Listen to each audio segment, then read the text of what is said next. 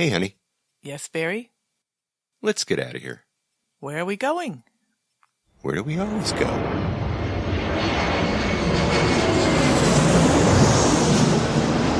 Fascina el viento, este ritmo de palmas, sin naturaleza, hasta encontrar la playa. Por eso grito al mundo, yo soy de Puerto Vallarta. Samba de Puerto Vallarta, noche de arrullo en el mar. Hello, fellow travelers. Welcome to this episode of the Puerto Vallarta Travel Show. I'm your host, Barry Kessler. I am just so happy to be introducing you to my favorite vacation destination. Maybe it's even yours, and that's Puerto Vallarta, Mexico. That music you're listening to is performed by Alberto Perez, and Alberto is the owner of the Lapa Lapa group of restaurants. Those are the Lapa Lapa, Puerto Vallarta's oldest restaurant on the famous Los Muertos beach. And then there's the El Dorado restaurant and beach club right next door. So you can enjoy that fantastic view of the Los Muertos Pier, all lit up at night in beautiful colors, or during the day in its grand splendor for breakfast, lunch, or dinner, seated with your toes in the sand right at the water's edge. It's so romantic. It's so Puerto Vallarta, my friends. This week we are going to continue with the happy hour theme from the last podcast. We're going to visit with bartender extraordinaire Veronica at Qulture, restaurant, bar, and art co-op. We're going to look at their happy hour and their entertainment and their food specials during the week. We're going to head up to one of my favorite restaurant bars in Vallarta. That's Restaurant San Lucas. And we're going to visit with Maxine Webb. Maxine runs a bridge club. That's right. They play cards right there. They meet at the San Lucas.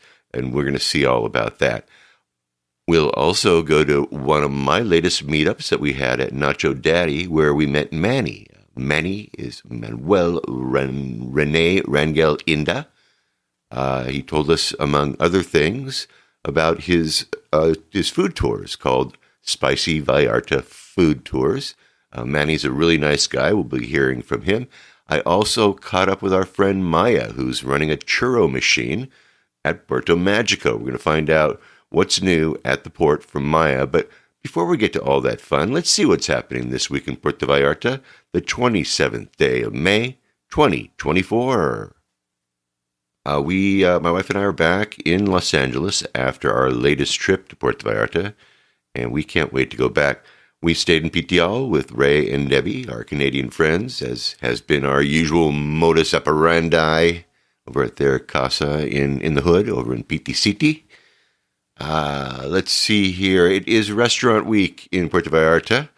It's from May 15th until June 10th. So yes, we talk about Restaurant Week, but we really mean Restaurant Month. And from Vallarta Lifestyles, it says, welcome to Restaurant Week by Vallarta Lifestyles. Our food festival in Puerto Vallarta and Riviera Nayarit will take place from May 15th until June 10th, 2024. During these 3 weeks, the participating restaurants offer innovative 3-course menus with 3 options available for each course to delight both residents and visitors alike, seeking to explore our destination's outstanding cuisine at reduced prices. Participating restaurants offer their special Restaurant Week menu at fixed prices of 344 pesos Mexican, 459 Mexican, or 575 Mexican per person. Drinks and tips are not included in the price. And I have a link that will take you to literally dozens of restaurants participating this year. One of your favorites, or maybe one that you haven't tried yet, that maybe you've been putting off, is on that list. So get out and eat. It's happening all the way until June the 10th. While we were in town in May, back on May 4th, there was an oyster festival in Tehuamixtle, where some of Vallarta's best chefs joined in the fun. Of course, that little fishing village of Tehuamixtle, they've got the biggest oysters around. We were probably the only non-Mexicans there, I think. The place was packed. Candy's restaurant, which is the biggest restaurant there in Tehuamixle, was packed. And I think that place has about, maybe 800 seats, and they were all filled. It was a real who's who of Puerto Vallarta celebrities, and next year, if you're in town and you have the chance to go, you really need to go. And I'm happy to report that the roads to Maito from El Tuito are much improved, and actually so is the road from Maito to Tehuamixle. So they're both paved now. It's a 45-minute walk right now from Maito to Tehuamixle if you're walking along that road. Debbie and I have done it numerous times now.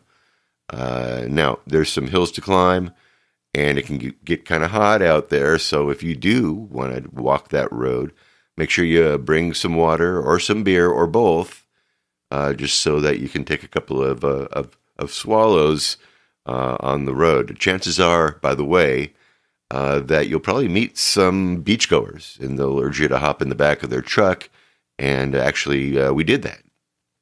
Now, we met and we interviewed a guy who discovered the artifacts of a lost civilization in Maito. They were like 1,200 years old. This is an amazing story that this guy has. You'll be hearing his interview in the coming weeks as well. We went to Maito specifically to talk with this man. When we last spoke, I reported that, those issues with our friends Gabby's restaurant over in El Centro, they were having trouble with neighbors who complained about their music being too loud, and these neighbors were reportedly American expats who had bought a home close to the restaurant, and this fight had reportedly been going on for years. And finally, there was a ruling that the American neighbors were right, that Gabby's had to turn away the musicians that would come to the restaurant to entertain the patrons for tips, of course, which is customary in Mexico.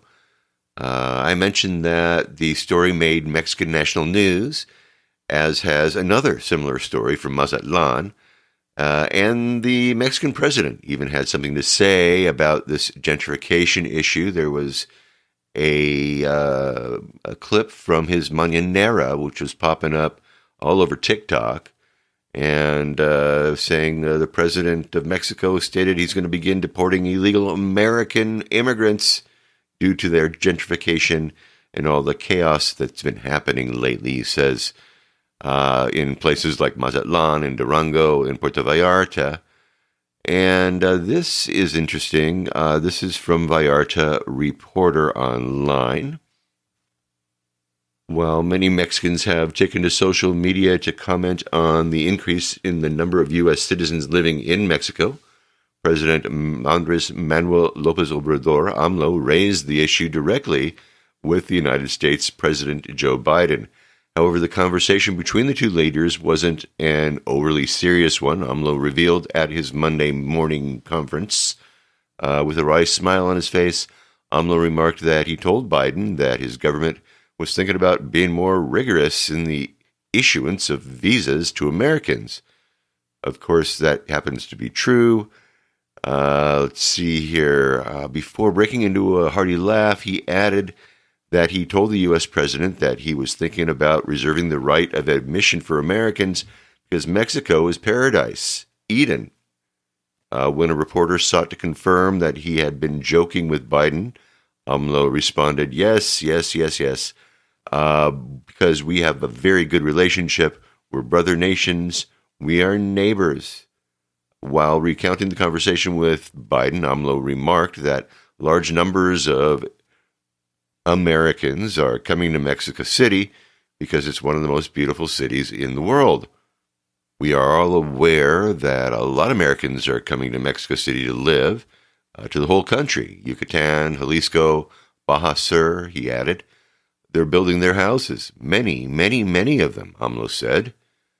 Mexico's 2020 census found that more than 381,000 migrants from the United States were living in Mexico, while the U.S. Department of State reported in 2022 that 1.6 million U.S. citizens were living here. The latter figure includes Americans living in Mexico on tourist visas. And among that cohort are many retirees, such as so-called snowbirds and digital nomads. A significant number of Americans working remotely have moved into trendy Mexico City neighborhoods, such as Condesa and Roma. Some Mexicans have expressed concerns about the influx of digital nomads into certain parts of the capital during and after the pandemic, asserting that their presence has pushed up rents, a claim backed up by data compiled by the real estate website propiedades.com and driven locals out of desirable neighborhoods. Mexicans have also complained that Americans and other foreigners are turbocharging gentrification in other parts of the country. AMLO declared last September that Mexico City is full of Americans. That didn't happen before. Now you go to a restaurant in La Roma, Colonia del Valle, Polanco, or Condesa. Those who go to restaurants tell me half the tables are taken by Americans, and people even complain that the prices have gone up, he said. There were a lot of them in the Zocalo for the cry of independence, and we're pleased that they participate, that they integrate themselves into the life of Mexico. They're welcome, AMLO said. On Monday, after recounting his jocular conversation with Biden, AMLO said that the only thing he wants is for Mexico and the U.S. to be good neighbors. I've said it many times. We should integrate more economically, he said before, noting that Mexico is the United States' top trade partner. We need each other. We complement each other, AMLO added. And yeah, so I have a link to that article from Vallarta Reporter Online in the show notes. You can find it at www.puertovallartatravelshow.com. And as for the situation at Gabby's, Julio tells me that it's best for now, because things need to settle down. The best thing that we can do to actually help the situation is actually to come to Gabby's and eat their delicious Mexican dishes made with love. So come for a drink from their bar, sign up for one of Julio's cooking classes, go and eat there, and just support the restaurant that way. And to that I say, why not? And if you don't know where this iconic restaurant in Centro Puerto Vallarta is, it's right up the street from the famous Crown Church over on Calle Hidalgo, right on the corner of Mina and Hidalgo. They're open daily from 1 until 10. They're closed on Sundays. So get out and try their food and help them out that way. We had a chance to look at a couple of homes when we were, in town this trip, and we found one that we really liked. It was over in Cinco de Diciembre neighborhood, right near the cemetery, right near the Panteon. And so anyway, one evening on the way back to PTL, we hopped in a cab, and it was a female taxista. This was only the second one that we've ever ridden with in Vallarta. So anyway, I asked her how much to take us to Plaza Pitial, and she says 130 pesos. And then I asked her how much would it cost if you could just stop by a house right near the graveyard on the way over in Cinco de Diciembre. And she says, how long are you going to stay there? And I said, just a minute or two. And she says, that'll be 30 more pesos. So we agreed, and then off we go. And see, as a real estate agent, as agents, both Debbie and I, we often tell our buyers to get out there and creep the neighborhood before you buy. If you find a house that you want to buy, you want to kind of find out what it's like around there at different times of the day and night. So, for example, there might be a school nearby, and there might be in Vallarta, there might be a loud nightclub. Maybe the area has some seedy action going on the sidewalks during the late night hours. So we always tell our home buyers in the United States to buy a sandwich and park near the house that you're going to be buying, and you stay there. You maybe go there at night, roll down your windows, and you listen. Personally, we wish that our realtor had suggested to us when we bought our first home. We wish that we would have known about that, because our future neighbors were raging drunks, and they yelled and they screamed at each other just about every night. It was great. When they came home from work, eventually they got some help. They became friends of Bill or something like that, AA. And by the way, in Vallarta, if you're looking for a home, you want to look for those AA clubs in your prospective neighborhood as well. They can get noisy and crowded, as well as churches, and at all hours of the day and night as well. So anyway, we get to chatting with this female taxista, in Spanish, of course. And by the way, my wife is on day 313. That's 313 straight days of Duolingo, and she's doing pretty good. So, and I'm doing pretty good. I'm learning some new words. So anyway, this taxista, she says a lot of her family is in the graveyard, is in this pantheon here in Cinco de Diciembre. She also pointed out that there were about 9 other of them around the municipality. And the one in Cinco was the oldest in Vallarta, but it wasn't the first. She said there used to be one where Parque Hidalgo is today. And when they built the park, they unearthed those graves and they moved them. And then she said something that I had never heard before. She said that there was an even older cemetery on the other side of the river near where Los Muertos Beach is. And they moved that graveyard so they could develop the area, she said. And that's why they call it Playa de los Muertos Beach. So I'm looking at her, and I said, what about the story about the pirates and the fight and all that stuff on the beach? And she says, that's just a story. So for years, I don't know about you, but for years I've always thought that the story was about these pirates. And it's a lie. It's a lie. Imagine that. Anyway, we got to the location near the cemetery. We got there about 10 o'clock in the evening. And it was dead quiet. And evidently not a very lively bunch right there in the graveyard. And anyway, we stood around for a couple minutes and listened and got a little feel for the neighborhood and looked around, of course. And then we headed off to Pitial. We really liked this place, but the wife, she cautioned me that, we just started looking, Barry. We need to see more, she said. So, we're going to wait for now, but I really liked it.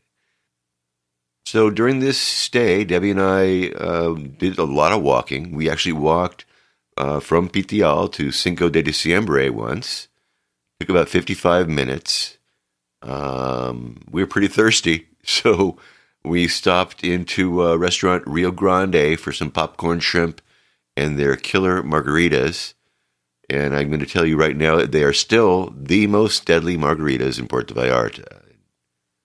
I'm telling you that if you're going to go there and you're going to have more than one, you need to make plans. You need to make plans before you go walking down the street.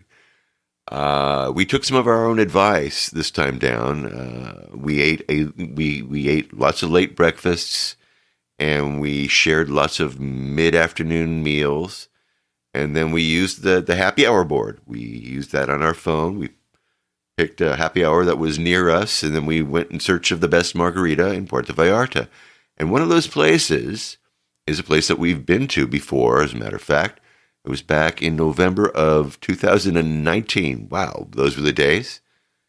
We went to Qulture, where we talked with artists and people that were there. We didn't talk about the bar or the restaurant. So I figured I better make this happy hour count. And I pulled out my recording equipment, and I asked the bartender, Veronica Tananzi, if she would tell us about the bar and their happy hour specials. The bar and the restaurant are on the first floor in the middle of this very beautiful courtyard. The bar is round, so it's kind of like the Circle Bar, where you converse with lots of people at this gorgeous mosaic-tiled bar. So let's go right now to Venustiano Carranza, 466 in Colonia Emiliano Zapata, and meet Veronica Tananzi, bartender at Qulture Restaurant, Bar, and Art Gallery in Puerto Vallarta, Mexico. Veronica, thanks for coming on the show. No, thank you to you for inviting me. We're at Qulture. How long have you been here? Okay, I'm working here for 3 years, so feels like maybe less than one, but it's already 3 years. Wow, it's amazing, right? A long time. So you're the bartender here, yes? Yes, I'm the bartender. And so tell us a little bit about your specials here at Qulture. You've got a couple of great happy hours here. So tell us what kind of happy hours you have. Yeah, our happy hour means 50% off. So it's kind of the cheaper one, but it's also better because you can change your drinks if you like. You don't have to drink two of the same. So that's why we made it like that, where you can change it if you like it. You can mix and match, huh? Yes. Nice. More fun. Yeah, more fun is right. So our happy hour, it's 50% off daily, 4 to 7. Okay. But on Wednesdays, it's all day. So since we open until we close, you have the happy hour, the 50% off. That it's at 12 to 10. 12 to 10. So y'all remember that. You're going to come to Qulture, and on Wednesdays, that's your big day here, right? Middle of the week. Now, you have some food specials too, don't you? Yeah, also on Wednesdays, we have the Scrabble with Marsha. So Marsha it's the Blondin. perfect time to get a happy hour and enjoy the Scrabble at the same time. What a great idea. So there's no better deal. No, there is no better deal, and you can meet a lot of really cool people that know Vallarta and are friendly, and after you play some Scrabble and have some drinks and have some wonderful appetizers and good food here, you can meet people, and that's really important here in Vallarta. Right now and during all our low season, also we're going to have a late happy hour on Saturdays. So Really? that means happy hour 4 to 10. 4 to 10 on Saturdays. On Now, Saturdays. That's unusual, right? Because happy hours aren't during the weekend. They're usually during... They're always during the week because they try to catch the people. But why not do it on the weekend too? I agree. So, all right. So tell us about your menu. Well, let's talk about your food. Okay, so we have a little of everything. We have 2 different menus. There's a couple different things between one another. So the first one is the lunch menu, and you will find sandwiches, burgers, tacos, burritos, and that's open only 12 to 5. Okay. And 5:30 start our dinner menu. So there you're gonna find some steaks, tuna, salmon, and all. For sure, we still have the salad and the same entrance. So we have vegan and vegetarian options. Very good. So we have something for everybody. Something for everybody, even the troublemakers that don't eat meat. Yep. That's great. I love that. Okay, so let's talk a little bit about your drink menu. Okay. So we have different. My favorite is the margaritas. Okay. Yeah. And mine too, by the way. And my listeners love margaritas, so here we go. We have different flavors of margaritas. So the most popular one, it's the passion fruit margarita. Really? And we make our concentrates here daily. So it's everything fresh fruit, or it's not really.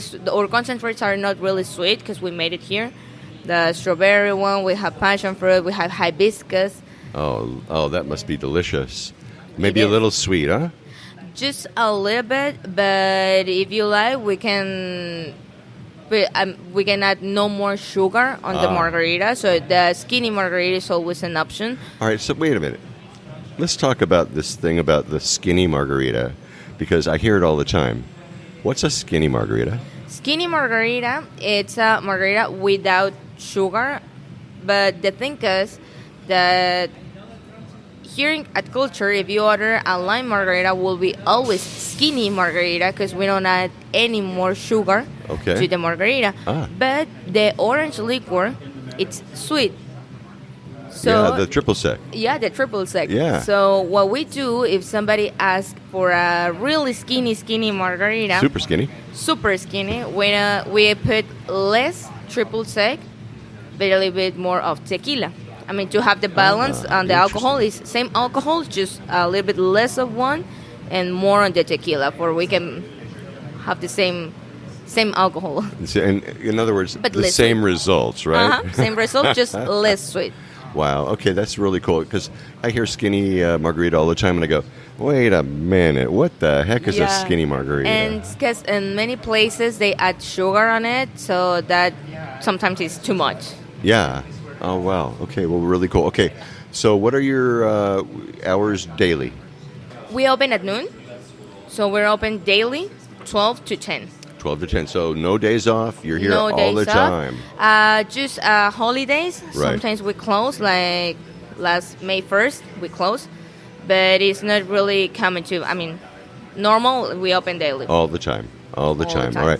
Now, tell us a little bit about Qulture. We've been here before, but upstairs you have all these different art studios, which is pretty cool. This used to be a hotel during the 70s, so that's why the construction that you see have many different rooms. Many people think we're still a hotel, but we're not. No, you're not. Now we have the bar and the restaurant in the first floor, and now each room, it's a studio from a different artist. So right now we have around 17 different artists with us working together.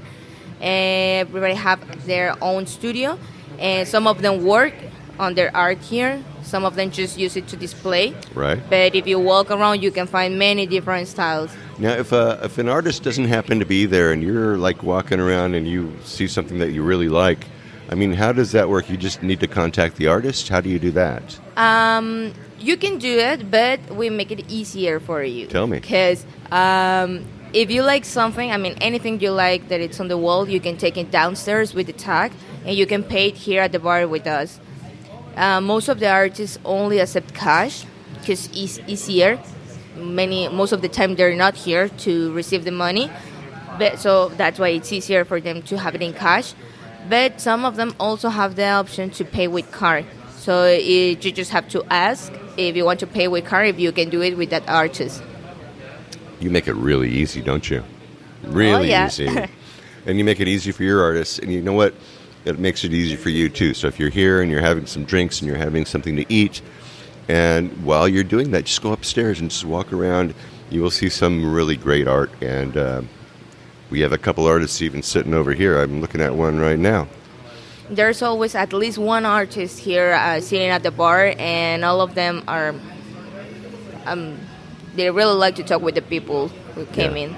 Yeah. All right. Another really cool thing about when you're talking about art is you've got a bar here that has been tiled. Now, this was Natasha Moraga's brother, wasn't it, the tiling on this bar? And then you have Adrian Tacano, who did another bar here, and he painted it. It's amazing. I'll have pictures of those in the show notes. You can find it at www.puertovallartatravelshow.com, and you'll be able to see how beautiful it is on the inside of this bar, too. And Veronica is beautiful as well. Of course. Thank you. Oh, yeah. Is there something I forgot? Anything you wanted to add? No. Well, the only other thing that we have, it's every Sunday, we have a special on the food. Tell me. It's a Sunday slider. So we have the sliders that are the small burgers. We have 3 different flavors, and every Sunday they're cheaper. So it's 38 pesos each, all day. Wow, what a deal! All right, so you can drink, and you can have sliders, and you can eat, and that's on Sunday. Sunday sliders. Sunday sliders. All right, so we have live music also. Seriously? Oh, yeah, wow. Every Monday, Friday, and Saturday. Really, right here in the bar? Yes. All right, so they kind of set up. Where do they set up? Like right in front of the other bar? In front of the 2 bars? They said, it's kind of in front of the other bar. So if you can choose if you want to be at the bar and you can listen to music. You can be closer on a table if you want to take the dinner. And every Saturday, it's a violinist. And Really? Monday and Friday, we have one guy on the guitar and another guy singing. The one that comes here on the Monday, maybe you know him. It's Enoch. He used to play at Encanto, so he plays here too every Monday. Excellent. All right, well, mark your calendars. Of course, this will all be in the show notes. I'll have pictures of the place, and of course, I'll have a picture of Veronica's smiling face. Thank you so much for talking with me today and reintroducing this beautiful place, Qulture, to my audience. I truly appreciate it. No, thank you so much to you. Thank you very much, Veronica. That was great information. And by the way, a very affordable and happy hour. We had a great time talking with some of the people that were sitting around the bar. There was live music too, and killer margaritas. They did a really great job on that. I have all the information for Qulture in the show notes, as well as a map that'll take you right to their front door. I also linked the happy hour board website and their Facebook page in the show notes as well. And thanks again, Veronica. Thank you very much for taking your time and talking with us and sharing that great info. Now, next we go to our go-to spot for really great margaritas as well. It's one of my wife and my favorites, and that's Restaurant San Lucas. Now, one day, a few years back, we walked in and we were surprised to find almost all the tables in the restaurant were filled with people playing cards. It was kind of strange. It was a group of bridge players. Yeah, bridge, like, the card game, like bridge. So anyway, it's being played in Puerto Vallarta. I couldn't believe it. So I asked Daniel, my favorite waiter in Puerto Vallarta, who, is over at San Lucas. I said, who's in charge of this group? And he pointed to this lady and who you're going to meet, Maxine. So anyway, she had her hands full playing bridge, of course. So I dropped my card on her, and then she contacted me. And, well, I finally got a chance to sit down with Maxine and talk about her bridge club. It's called Coco's Bridge Club, which she's going to explain to you in a moment. And that moment is now. Let's go right now to the corner of Lázaro Cárdenas and Insurgentes. In fact, 355 Calle Lázaro Cárdenas to be exact. And let's go upstairs to a lovely open concept restaurant with a view of all the craziness of the Zona Romantica below. And let's meet Maxine Webb playing bridge in Puerto Vallarta, Mexico. Maxine, thanks for coming on the show today. You're welcome. Tell us where you're from. What was your path that led you here to Puerto Vallarta? We are from Canada. We first came here in 1991 because friends were here and we wanted to come and see them. Uh-huh. And it went on for 30-some years. Wow. All right. So what was it Puerto Vallarta like back then? How has it changed? It was much quieter. Less activity, less noise, but very friendly. Yeah, that part has never changed, has it? Exactly. All right, so I first met you, I think, last year when I was surprised to come up here on the roof of Restaurant San Lucas, and I found a whole bunch of people playing bridge. Mm-hmm. What's going on? We've been very fortunate that they accepted us 3 years ago after COVID, and we love it here. It was so nice with the breeze and the good food and the wonderful staff, and they've accommodated us as much as we like. And there probably aren't a whole lot of places in Puerto Vallarta where you can sit down with a whole bunch of tables and do what you do, right? Mm-hmm. And they're great. They serve us lunch, they serve drinks, and a lot of people stay after for meals or just entertainment and more food. Yeah, right. And and their food is excellent. So, first of all, bridge. Why bridge? I mean, why aren't you guys playing poker? What's going on around here? Well, we've been playing. This bridge club has been active for about 30 years. Oh, wow. In Puerto Vallarta. They play for fun. It's casual. We try and keep all levels of players, and everybody gets along pretty well. They're not intimidated, and we January, February, and March we get very good. Like today we had 19 tables, so wow. That's a lot of people. That's 4 per table, right? Mm-hmm. Yikes, mm-hmm. That's a lot of people. Yeah, it's like a full house when you're doing all this. Yes, it is. The restaurant has trouble keeping a few tables for their customers. Yeah, but they do. Mid-afternoon is okay. Yeah. All right. Well, there you go. How many nights how many days do you play? We play January, February, March. We play Monday, Thursday, and Saturday. Okay. 1:30 till 5ish. Oh wow! So it takes up like a half of a day. Mm-hmm. All right. So you can still go out at night and enjoy. Yeah. All right. Now I don't know anything about bridge myself, so if someone was going to be learning bridge, I mean, how do they break in? How will they break into a club like this? Well, there is a registered ACBL club, which is the American Contract Bridge League, here in town, and they offer lessons in the springtime for beginners. Okay. And they also have a game for beginners. But once you learn and want to branch out a little, we accommodate all levels. Okay. So you can identify them as to, the newbies and the old timers. Yeah, and everybody's pretty good with them. We've had quite a few world champions play here, and they are very kind to the new people. I hope so. You got to chase them away otherwise, Yeah, right? It's scary. Be a little scary, right? Wow. All right. So, if somebody wanted to join your club, how would they do that? Well, we have a website. We call the club Coco's Bridge Club because we played for 22 years at Coco Tropical restaurant. Yeah, which is gone. And 4 years ago, I believe, they sold, and the new Now, owner... what are they now? What are they now? They're like, are they the swimming pool place? Yeah, Is that right. what they are? Okay, yeah. Swimming pool while you eat. Yeah, while you eat, you're in the water, or around the water. Yeah. And we always had trouble because they just couldn't accommodate all of us. Wow. And one of our members suggested San Lucas, and Beto was happy to have us, and so we've been here since then. Well, good for you, and good for them too. Yeah. All right, so I will have links to that in the show notes. You can find it at www.puertovallartatravelshow.com. I'll have pictures of the bridge players playing upstairs, so you can get an idea of what it feels like and what it looks like. Is there anything you wanted to Our add? website is www.bridgewebs.com/CocosBV. Okay, very good. All right, like I But said, I I'll think have, if you just go Bridge Puerto Vallarta, you'll find it. it'll pop up, right? Yeah. Because you guys have been around a long time. 'Cause Yes. Yes. Amazing. Is there anything I've forgotten? Is there something that we need to add?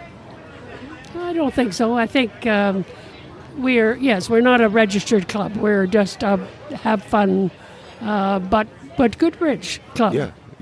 All right, so if you're into bridge, you want to learn bridge, you want to meet new friends, because what happens here, if I can just say, I watch this, you're sitting in tables, and then everybody gets up and they move around to another table, right? Yes. So you're meeting new people, or you're revisiting with people that you haven't seen in a while, or, I mean, it's a friendly thing, isn't it? So many friends who come back every year, and they're just so glad to see them and catch up on what's happened in their other life. Well, it's a great way to meet new friends. So, you're wondering, I don't know anybody here in Vallarta. Mm-hmm. Now's your chance, right? Well, that's right. And they can always check with us, and we'll tell them what day and where to come and what time, and come and enjoy. Fantastic. Maxine, I want to thank you so much for coming on the show. I want to thank you for reaching out to me. I dropped you a card. You sent me an email, and here we are. So I want to thank you so much for allowing me to introduce you and the Bridge Club to my listeners. You're very welcome. Thanks, Barry, for what you do. Thank you so much, Maxine. I have all their contact information in the show notes, as well as the information for Restaurant San Lucas, so you can find the place. Now, I wasn't sure if there was real gambling going on there. I mean, it wasn't I'm shocked to find that gambling is going on here moment. But there were chips, no salsa.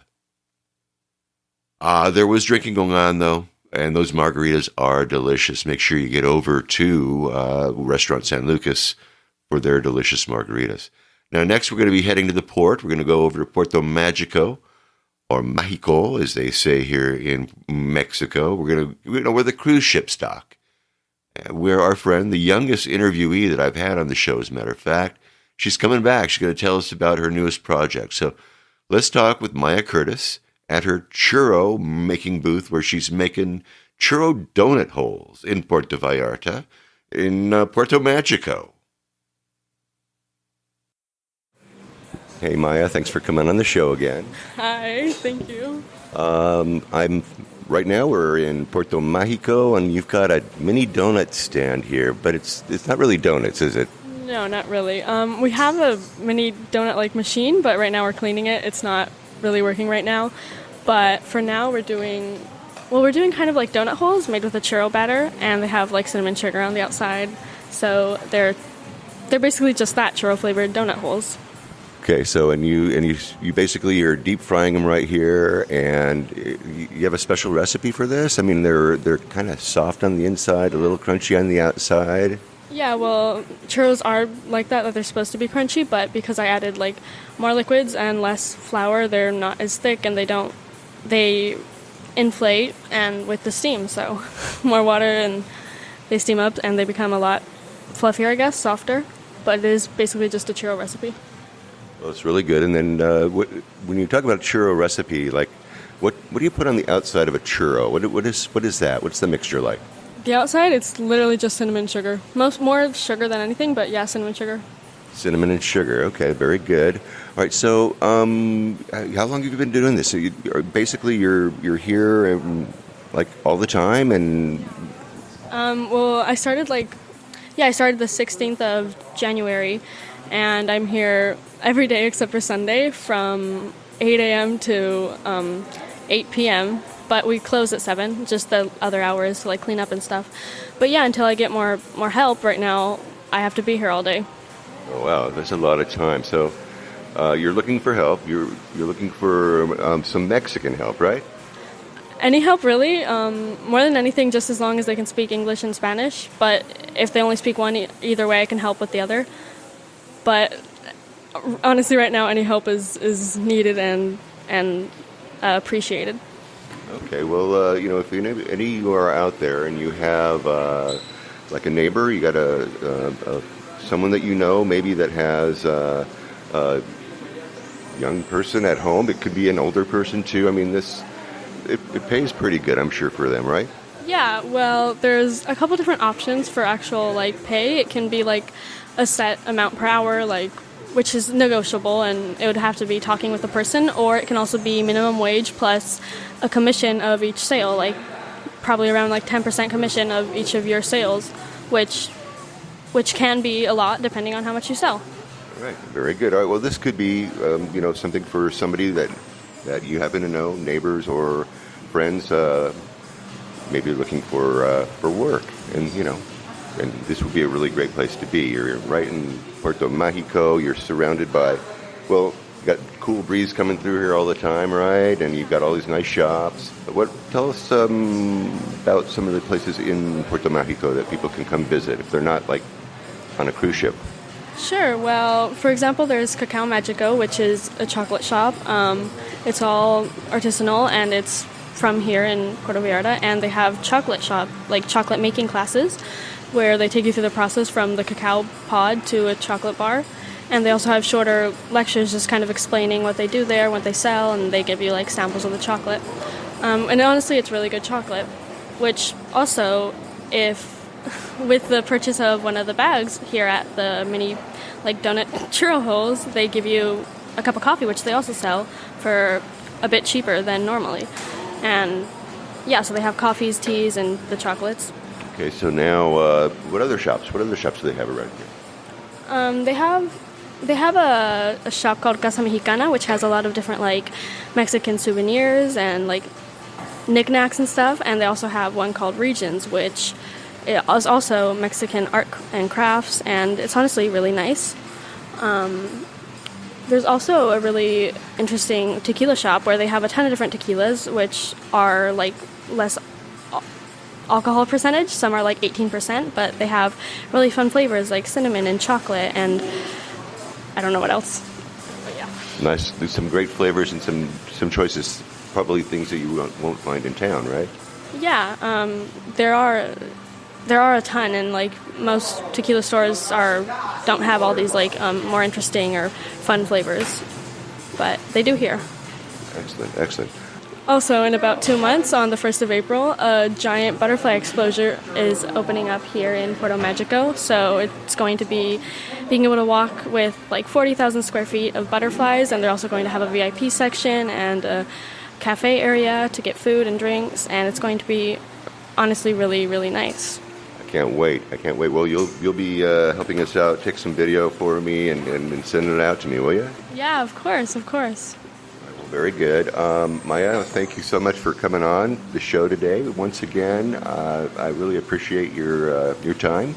And what a great little spot you have. And they're yummy, yummy, yummy churro holes, you guys. So come on, get a bag of one of the. I'll have pictures in the show notes. You can find it at www.puertovallartatravelshow.com. And once again, keep in mind, if you know somebody who's looking for a little work in Vallarta, we're looking for Mexican citizens, people that can get a work permit. So, Maya, thank you again. Thank you so much. Yeah. Also, I just wanted to add that on top of just like getting a job here, it's also an opportunity to be able to manage the whole stand and gain a percentage of all income, because right now I'm managing it, but I want to move on, open a second mini donut stand, and that way I would leave someone in charge here, and they would earn probably 25% of all income. That's life-changing money, you guys. That's incredible. All right, Maya. Well, thank you again, and best of luck to you in your endeavor, in your venture here. Yeah, thank you very much. Thank you. Thank you so much, Maya. Now, if any of you have somebody who you know, maybe a Mexican person, who could use a good job working with Maya, who's dependable, send me an email, and I will make sure that Maya gets that information. You remember, you can send it to send it to pvtravelshow@gmail.com or Puerto Vallarta Travel Show @gmail.com. Both of those will work for me. And let's see if we can help her out. Maybe she can find a local who wants to be an entrepreneur with her. Also, I had a chance to interview Wesley over at the Butterfly Exhibit, which is a very cool place. It's got a bar and a lounge and a stage and butterflies. And it's beautiful. And we're going to be hearing from him in a few weeks. I got a couple of pictures of his place in the show notes. So check him out for sure. And thanks again, Maya. Thanks again. I've got pictures of her stand as well in the show notes. Now, last but not least, we head to one of my latest meetups. I dropped in on one of JR's meetups that he has every week over at Nacho Daddy. He meets there Tuesdays at 6:30. And since the time doesn't change anymore, it's always Tuesday at 6:30. The time doesn't change, I should say. They don't have that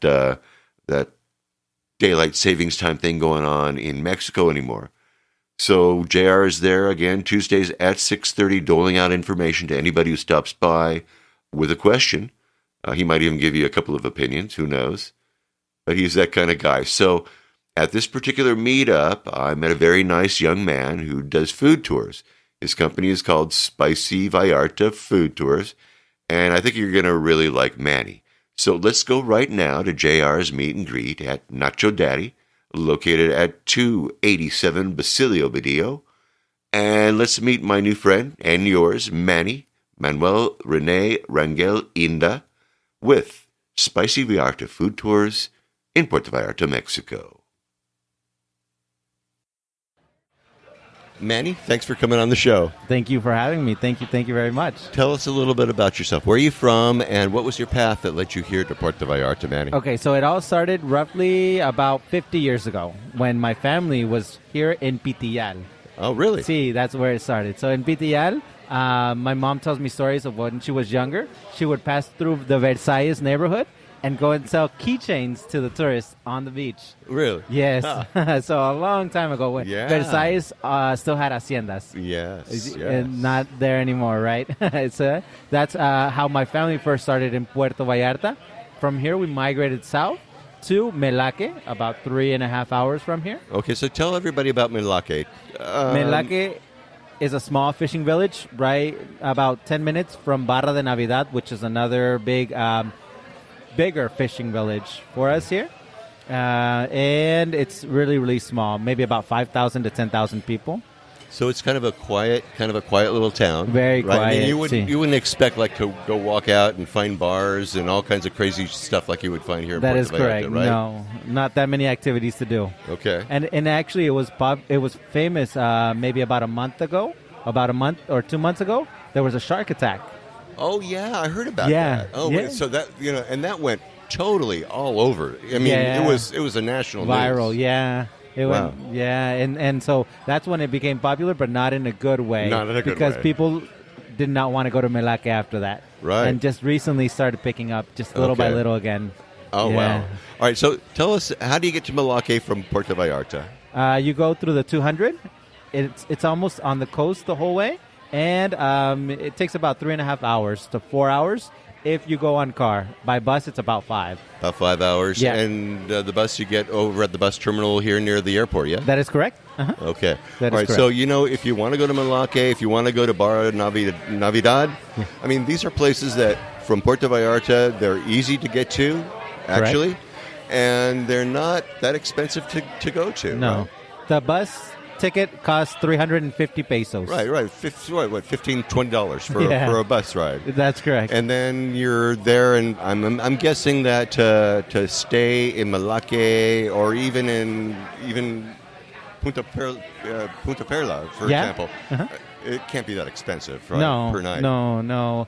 There was a big thing about Punta Perula because before, the government wanted everybody out of Punta Perula. Really? And so there's no hotels. There weren't any hotels for maybe about 15 years. Why is that? Well, tell me about that, Mama. Well, they say it was territory of a president. So it actually belonged to an ex-president of Mexico. Yeah. And he wanted it back. So everybody that had built restaurants, built homes, everybody was taken out by the army. Wow. So did it actually happen? Yes, it did. It did happen. It did happen while I Oh, was wow. in Melake. No Yeah. kidding. Yeah, That wasn't too long ago. No, 10, 15 years ago. Wow. So that kind of makes people a little bit suspicious about like rolling into that town, right? Well, the thing happened was that they actually, with the construction, they knocked everything down and just basically put it on a pile, and people were lost. Restaurants lost their homes, everything. Incredible. And there was an army on the entrance, so those people couldn't get back to cause a riot or anything like that. Right. Oh wow. So they had it all under control. They Under knew control. it was happening. Yeah, they knew that they would have retaliation. Incredible. All right. See. All right, folks. There you go. So just remember, nothing is guaranteed. Right. That is correct, Yeah. especially if you don't have a paper. If there's no paper saying, hey, this is my property, and all the legal work is done, then somebody can come in and say, hey, this is my property. All right, boys and girls, keep that in mind. Make sure you get yourself a good notario and make sure that you do everything right by the book. Correct. And, we all know about, property like, like the stuff that you can't buy. All right? There's stuff that you can't buy in Puerto Vallarta. And so there you go. Correct.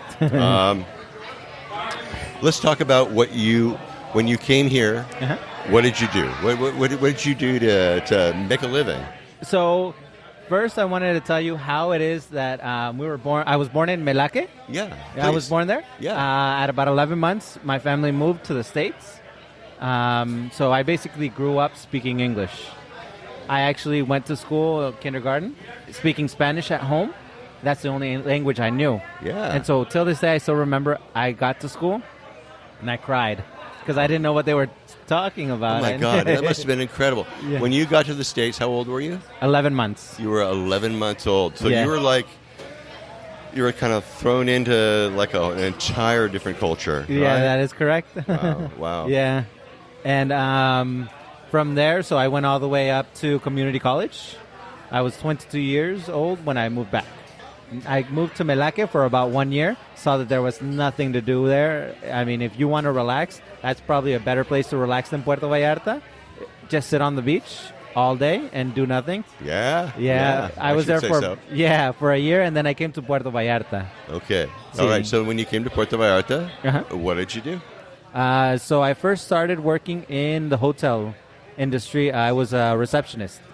That's how it all started. I was a receptionist in the Rio Palace. as an English speaker and as a Mexican citizen, that really it opened a lot of doors for you, did it not? It did. Oh, it yeah. did. Speaking Yeah. English, I always tell everyone, the best thing you can do, especially in a place that's very touristy, learn English. Yeah. It opens up many doors. For sure. Well, and Chinese, too. You get Chinese in there, too. Yeah. I don't know Chinese, though. No, yo tampoco, all right? I don't know. Yeah. So, all right, so you started working in the hotels. Uh-huh. And then? After that, I was transferred into a bar. In the bar area, in the Rio Palace, in Nuevo Nayarit now. Really? Not Nuevo Vallarta anymore. Yeah, See, yeah. See, and I started picking up waiting. I was a waiter for about 8 years.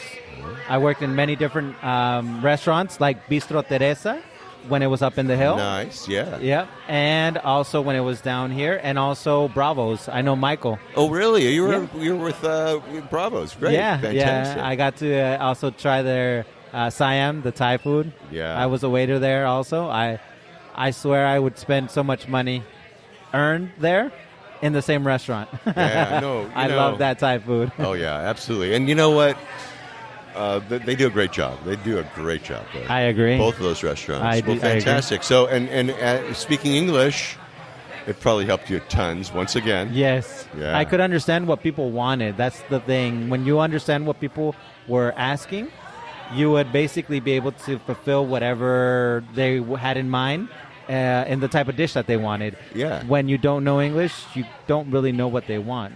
Right. And so it went. I was good. I was really good at waiting. Absolutely. Oh, yeah. See. I'm sure that. To this day, I'm really good friends with Michael. So. Oh, well, Michael's But- he's a great guy. I love yeah, Michael. yeah. And while I was there, though, that's where I met my ex-boss, Eric Wishner. I attended him. He said, "Come work for me," and I was like, "I don't know. Yeah. I don't know if I should work for you," because he put it like this: he was doing food tours, and in his mind, it was like a taco tour. Now, I, as a Mexican, didn't think tacos were work.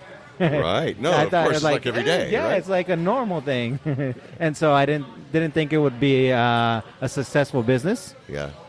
because I didn't know about it, how much interest people were having in food tours. And Well, that's because they people that come to visit Puerto Vallarta aren't all from California. Correct. Because we all know tacos, right? Yeah. We've seen tacos since we grew up, and there's more taquerias in California than there are in Mexico, okay? yeah, I agree. A lot more food trucks. Yeah. Yeah. So you met at Vallarta Eats, is that correct? That is correct. That's where, I met at the restaurant, Okay. Bravos. I met him. Ah. That's where he invited me He to work invited with you him. to come. Okay. And I was like, no, until I finally gave in. I said, okay, let me try it. Let's see what I could do as a part-time. So I would actually, for about a year, do food tours in the morning and then go wait at night.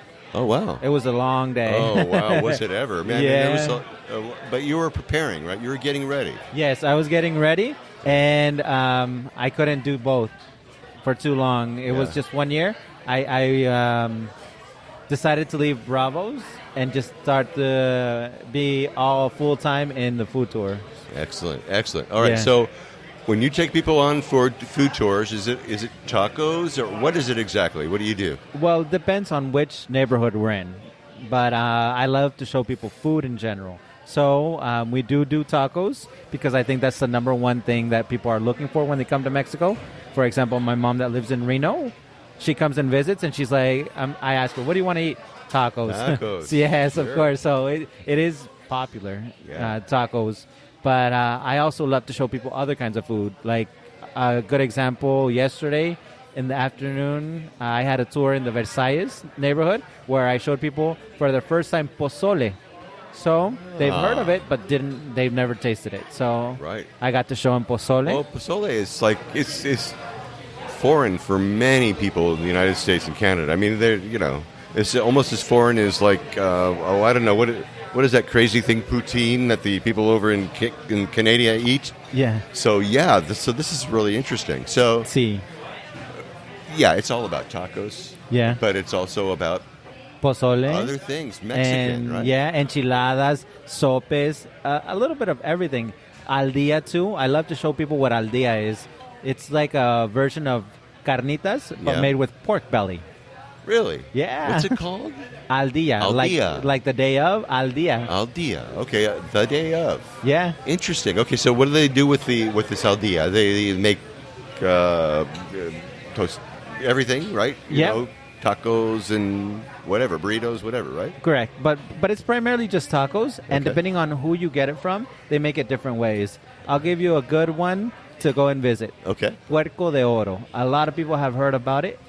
The owner of Tintoque, he started a stand. Well, it's almost like a stand restaurant with very small amount of tables, and he does it very uniquely.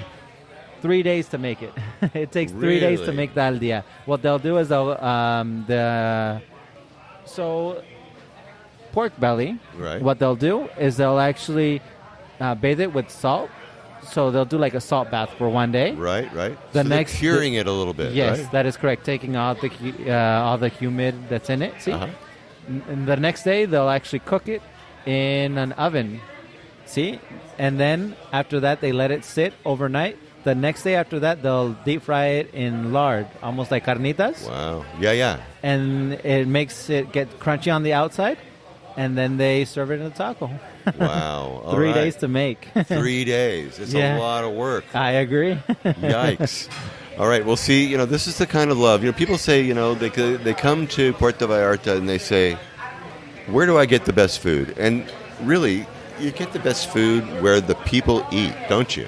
I mean, it's Correct. amazing, really, when you come to think about it. Yeah, that's correct. And I didn't know about Al Dia myself, so it was something that was presented to me.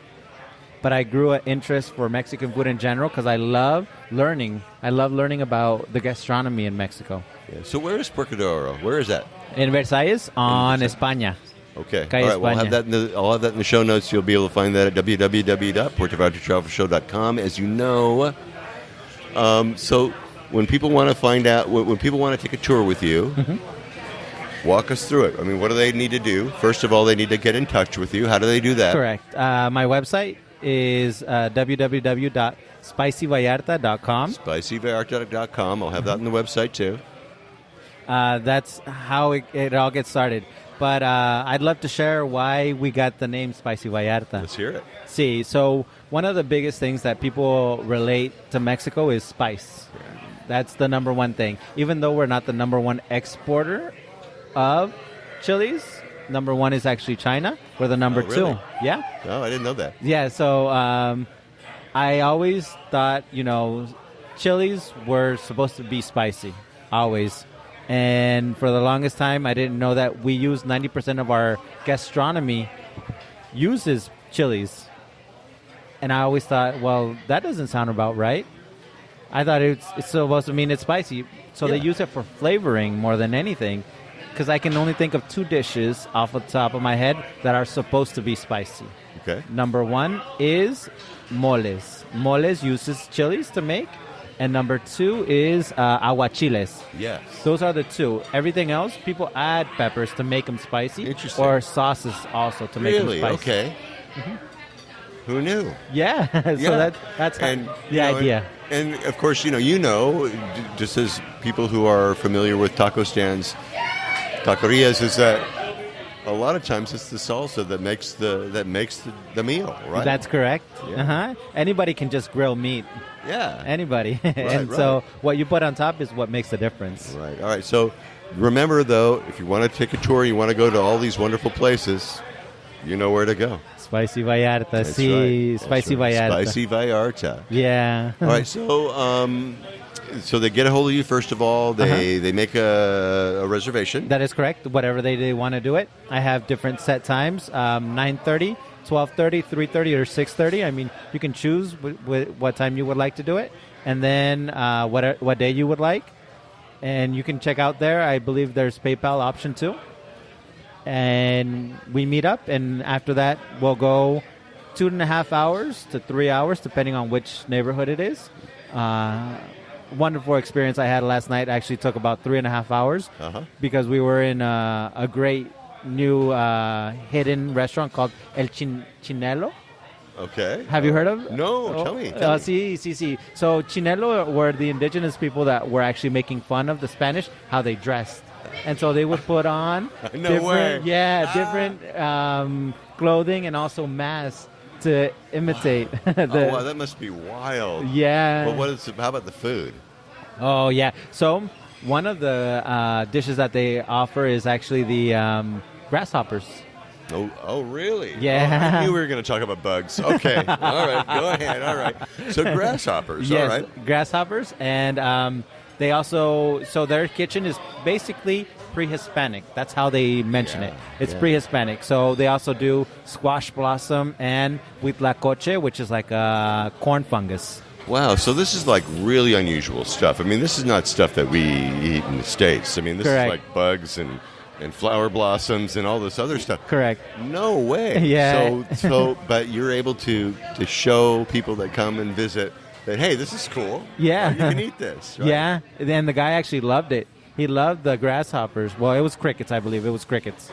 He loved the crickets dish. Yeah. Yeah, that was his favorite. And they said, this place, out of all the places, was my favorite. Interesting. And All it right. was Now, literally... what's the name of this place? Chinelo. El Chinelo. El El Chinelo. Chinelo. On Calle España also. Okay. In All right. Versailles, yeah. Wow. All right. It was All a right. great Take one. note, everybody. All right. Check it out. Check it Yeah. out.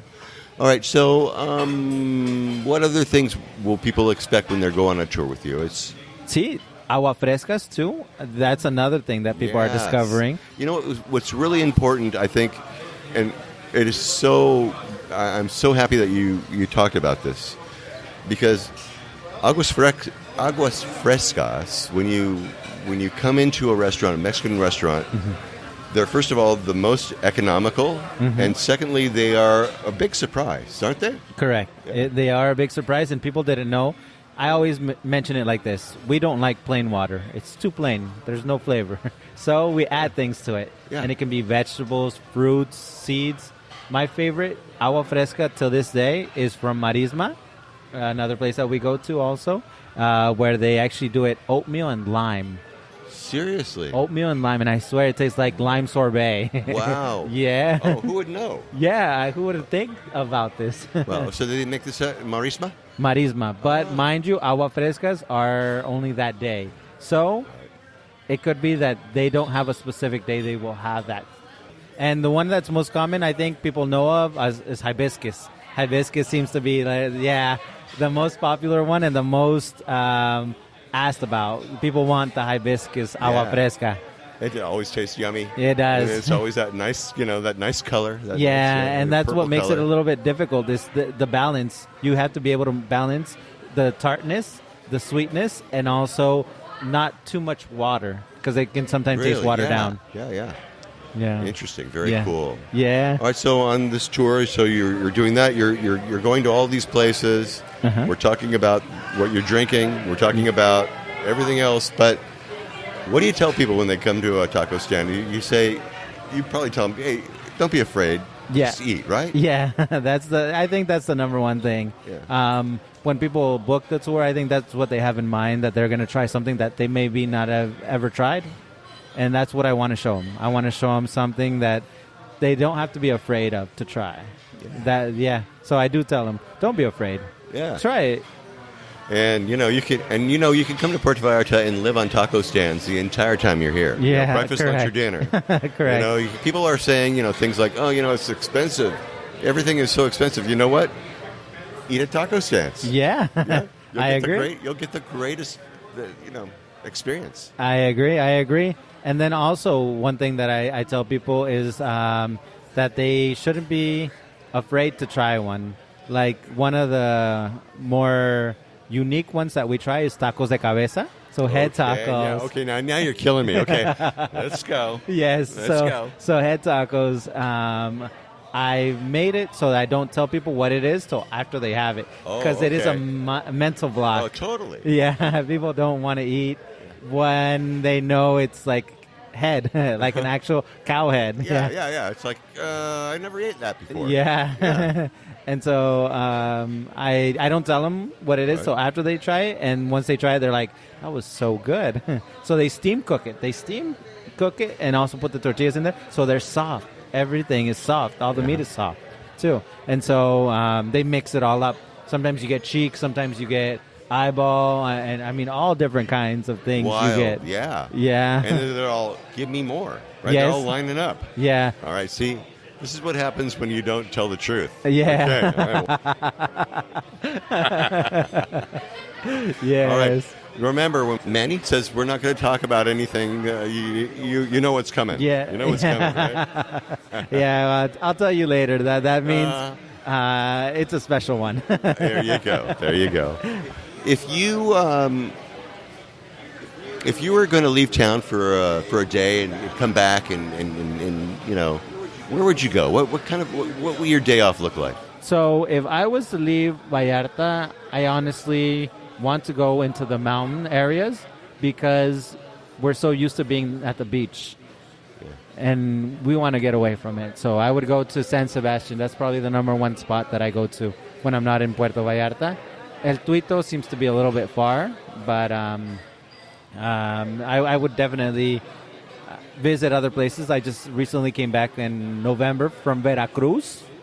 Oh, really? Yeah. Okay. I loved it. I loved it. So tell us about that. Okay, so from Vallarta to get to Veracruz, you're flying. No, we drove. You did? Yes. 28 hours. Oh, my gosh. Okay, never mind. No, but you can fly. You can fly from here to the Veracruz. So it's like the capital.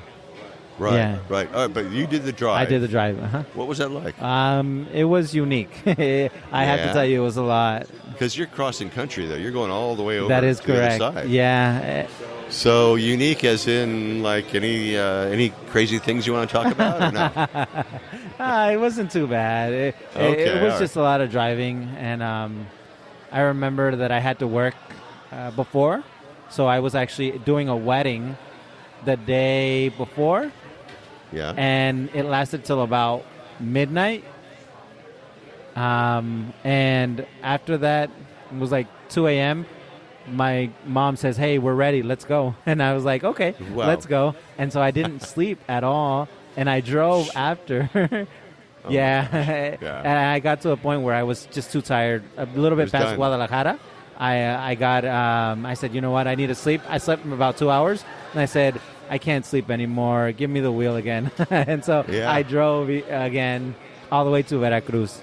Wow, amazing. See. Amazing. All right, so when you go to Veracruz, if anybody was going to go to Veracruz, what should they not miss? There was a small little city, town called Orizaba. I loved it. Okay. I absolutely loved it. And what was so incredible about it? It had, that you liked? I don't know what you call it, like a cabin that goes up on a wire. What would you call that? Oh, it would be like a... We call it teleférico in Spanish, but I don't know what it is exactly. in English. No, it's a... What do you call that? Yeah, like a gondola. Yeah, a gondola, right? yeah. Yeah, Yep. yeah, yeah. And there's a lot of history there. Like, I didn't know that France had taken over Mexico, and they actually had a big war right there. Right. Yes, there. and what happened was the Mexicans they were gonna attack the French. There was more French or more Mexican than French though, and they were up on a hill. And it turns out that somebody told on them, and so at night the day before they attacked them, they were supposed to attack them. Sorry, they actually showed up at night and caught them off guard, and they couldn't see where the French were, and actually started shooting each other. Oh, because they couldn't see. They couldn't see. Yeah. Wow, that's an interesting part of history that I've never heard before. So in Wow. Orizaba. So I would recommend it. Interesting. Wow. All right. The gondolas in Orizaba. Orizaba, that is correct. And I also visited Coatepec, and that was such an experience, I have to tell you. In Vallarta, we don't celebrate the Day of the Dead as much as we should. And going down south, it opened up my eyes. I said, whoa, this is so unique. So they actually still do the, I can't remember how you call the flowers. So those flowers, like the marigolds, yeah. So they'll actually, the leaves, they'll put them in a trail up to where they have their altar so that the people that passed away can go and visit them. Something we don't see here in Vallarta. No, but very unique. Yes, Extremely Day of the unique. Dead. Day of the Dead was the one I went. And so Yeah, and I guess that's celebrated differently all over Mexico. It is. I'm sure. It is. Yeah. And that's why I had to go experience it firsthand. Because if you go south more, you'll actually be able to experience more of how it used to be, how we would celebrate Day of the Dead. But little by little, it's going away. Nice. Yeah. All right. Take note, everybody. See. Take note, everybody. So I went to Coatepec. That's the other place I went to. And I don't know if you know, but in a lot of the supermarkets, they sell Coatepec coffee. So it's big I've for seen coffee. that. Okay, so it's a coffee area. It is a good coffee area in Veracruz. I'm sorry, not In Oaxaca. Veracruz. All right, so there are some interesting things in Veracruz, everybody. If you want to take a little time off and get out of town and see what's going on, hop on a plane. Don't drive, though. Don't drive. Okay? It's, Yes, I know. Yeah, it Too much is. work. It is a lot of work, and driving back even worse. Oh, yeah, absolutely. All right, so if you were going to take 3 days off and you were going to go do something, go somewhere leave town and come back, where would you go? I think my number one spot would be Mexico City. Mexico City, really? Oh, the architecture, Yeah. the food, everything about Mexico City. All right, so like when you go to Mexico City, the food, when you're in Vallarta, the food is yummy, but when you're in Mexico City, it's a whole different thing, right? And a lot less expensive, too. It yeah. is. I remember Yeah. I paid for a torta that was a humongous torta. 55 pesos. No. And I'm not so small, and it filled me up. Yeah. And I always tell people the price I would pay in Puerto Vallarta for this would at least be 100. Absolutely. 100 to 120. Yeah, depending on where you are in Yeah, town. that's correct. All right. That is correct. If you had a word of advice to somebody who was coming here for the first time, other than doing your spicy tour, what would you tell them? I would say go out and walk the streets and learn about the culture. That's the number one thing. I like to tell people to experience Mexico, how it should be, how it is, not staying in a resort. Yeah, that's for Yes. sure, right? I tell everybody the same Yeah, because if you stay in a resort, it's like staying anywhere in the world. You can be back in the States or in Canada or in Europe. thing. Yeah. But if Yeah, you're yeah. out walking the street, talking to people, and getting to know the culture, it's a totally different experience. It's all different. Yes. All right, so how do people get a hold of you? How do we get on your tour? So you can go onto our website, www.spicyvallarta.com. That's number one. Number two is you can call also my phone. It's +52. That's for the country code. And then 322-191-7718. That's direct line to me. I do WhatsApp also. They can contact me that way also. Okay. Very good. Yeah, and if you don't have WhatsApp yet on your phone yet, you better get it on there now. Yes, we use it a lot. Yeah. I want to thank you so much for coming on the show. I want to thank you for Thank taking you. the time to come in and talk to me Thank you, today. thank you. Make sure that you go on my website and you check it out. It's www.puertovallartatravelshow.com. I've got all the links for everything, and make sure you check it all out. Sounds good. Thanks again It's been my pleasure. All right. I appreciate Gracias. it. Thank you very much. All right. Thank you so much, Manny. That was great information, wasn't it? I have all of Manny's contact info in the show notes, and contact him next time that you are looking to take a taco tour in Vallarta. And remember, it's easy to remember, Spicy Vallarta Food Tours is the company to look for. Wow. That was a lot of interviews, and more to come in the following weeks, amigos. All right, that should do it for this week. Next week, stay tuned for more on-the-ground reports from Puerto Vallarta, Mexico, with travel tips, great restaurant excursion ideas, and more. But until then, remember that this is an interactive show where I depend on your questions and your suggestions about all things Puerto Vallarta.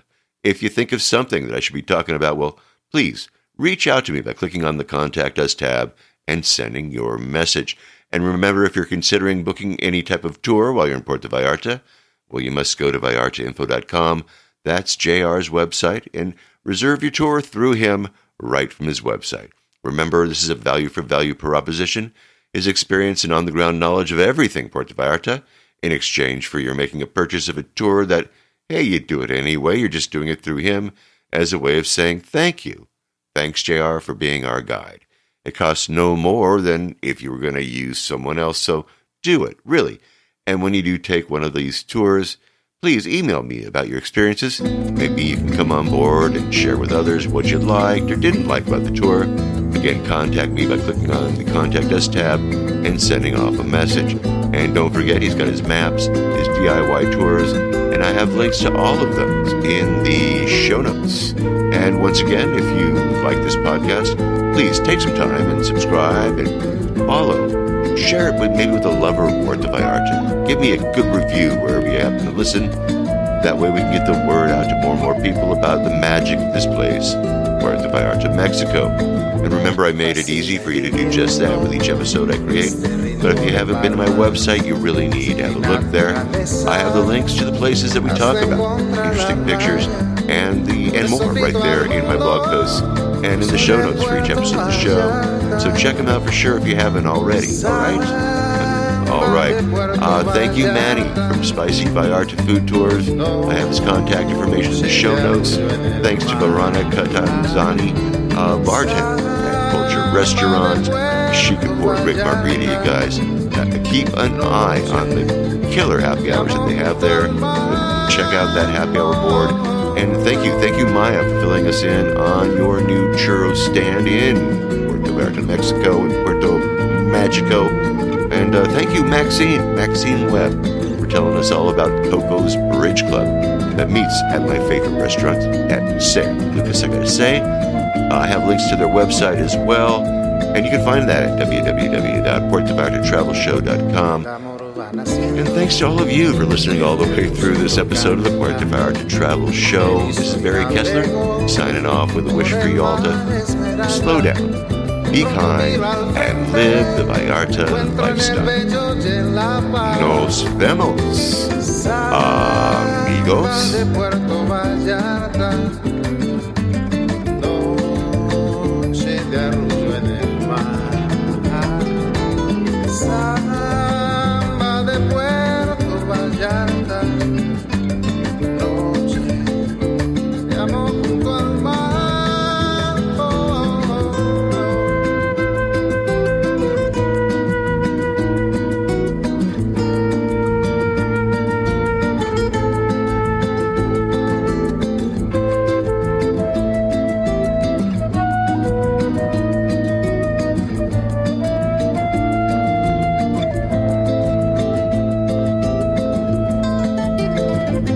Solo camino, interno por la playa, me encuentro junto al río, cuando todo está en calma, pronto cae la noche, brillas Puerto Vallarta, samba de Puerto Vallarta, noche de arrullo en el mar, samba de Puerto Vallarta, noche de amor junto al mar, samba de Puerto Vallarta.